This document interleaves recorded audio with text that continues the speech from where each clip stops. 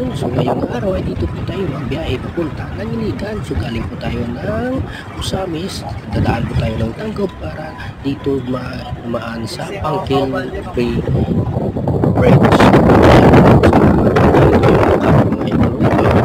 So dito tayo dumaan ngayong araw. Ito yung pinakamalawak na long bridge dito sa Mindanao. So ayan mga idol, napakaganda ng tanawin dito na dito sa diba? At dito na area, mayroon ditong traffic kasi dito ng area mga idol, tinatatrabaho yan ng mga tao dito. So hanggang ngayon, tuloy-tuloy pa rin yung trabaho nila dito mga idol. So ayan, kaya medyo traffic yung sitwasyon dito. Kaya ayan sa mga idol. Kita nyo. Ayan, kaganda. Malaki itong bridge ito kasi nagtulong-tulong yung engineer dito na sa iba't ibang bansa galing katulad ng Saudi, Korea, Taiwan at iba pang mga bansa mga idol. So nagtulong sila sa pag-isip paano gawin ito mga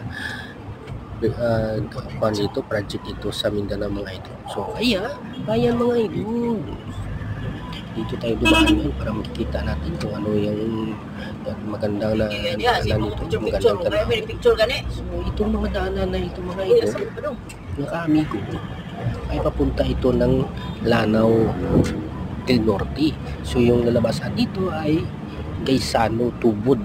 O yan. So pupunta tayo ng town ng Tubod. So ito yung palabas na at dito tayo dadaan papunta ng Iligan to Cagayan mga idol. So ayan, kung nakikita nyo, mayroon pa mga barko dyan sa baba. Ayan yung nagtatrabaho. At dyan rin sila nami-mix ng mga simento.